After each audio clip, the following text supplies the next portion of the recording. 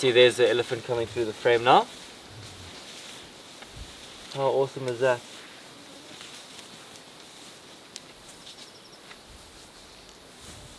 Hello everyone and welcome back to the virtual safari. So today we got another version of the Q&A. We have about 5 comments that we're just going to quickly run through and spread some light on some of these questions. I think behind me here you can see around about there are 2 bushbuck, and we have some elephants that are at the waterhole currently, so hopefully after they have a drink they'll come and walk past, and yeah, have a bit of laugh at the background of the video there. But jumping straight into it, the first comment we have here is, let's get the young orphan male a proper name, he needs one. So I did a bit of thinking about this, and he does need a proper name. He's reaching about 4 years old, 4.5 years, and he's become a new coalition partner for Mandevu. So he's going to need a new name, or he's going to need an actual proper name to be able to differentiate him from Mandevu once he becomes a little bit more mature and starts looking very similar to Mandevu.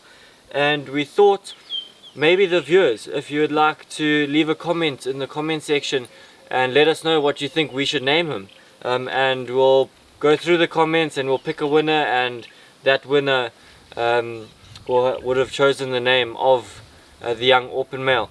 So we would like it to preferably stay within a local language, so either Shangaan, or also known as Tsonga, or Zulu. So if any one of you knows any local names that we could name the young orphan male, or it could be in English, but just try to keep it very relevant to that male line. So if you've seen on previous virtuals something funny that he might have done, or something interesting that he might have done, then maybe come up with the name for him like that.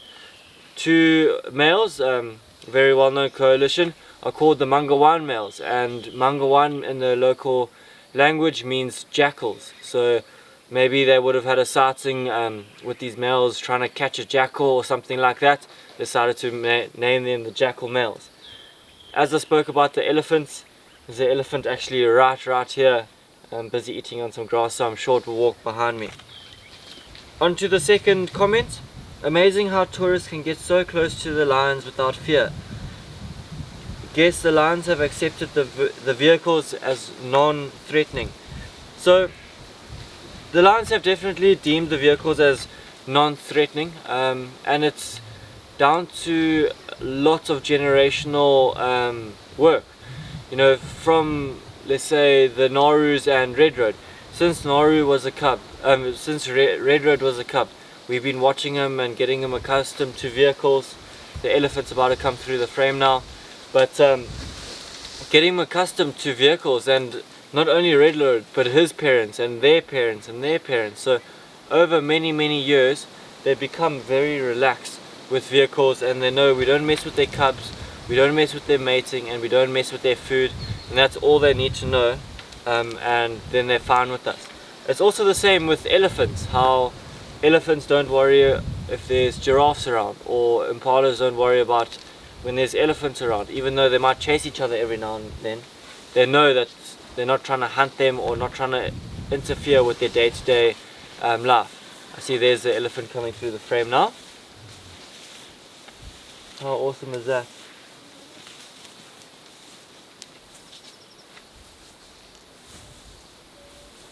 But what's interesting about this comment, I'll read it again. Amazing how tourists can get so close to the lions without fear. Guess the lions have accepted the vehicles as non-threatening. So it says close to the lions without fear.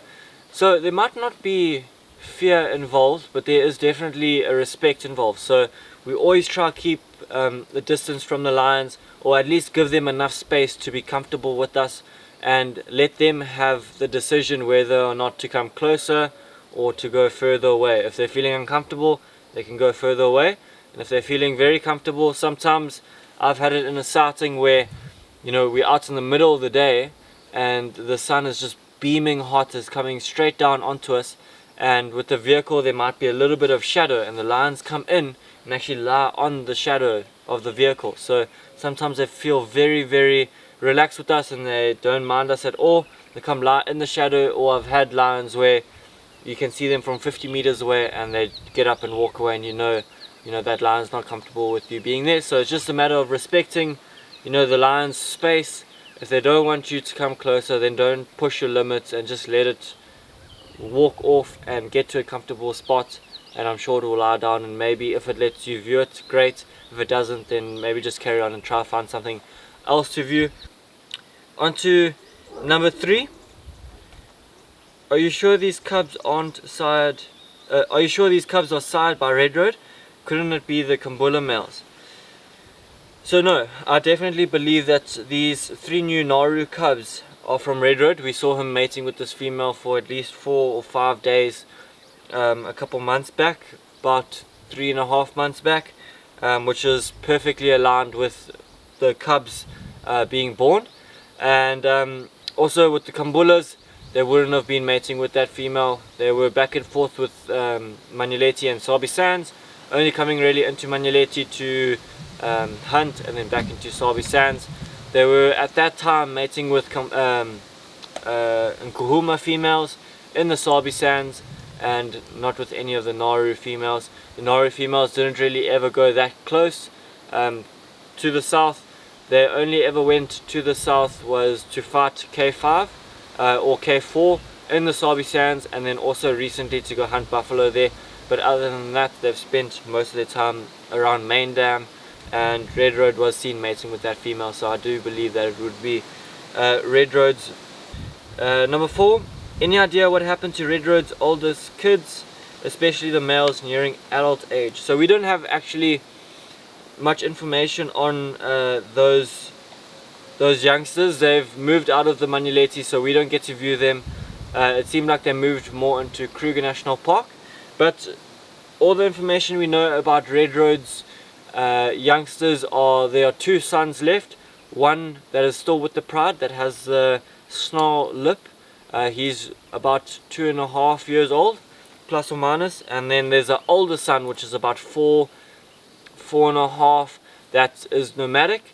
He sometimes comes back to the Pride when Red Road is not around, and also on kills when Red Road is away from the kill, he'll come. And also sometimes when Red Road is there, he will actually hang around in the area. Red Road doesn't seem too fussed about him, so it will only really show that it is his son, and he's only giving him a bit of slack because it is his son. If it was another male, then Red Road won't tolerate it and would kick him out the area right then and there. On to number 5.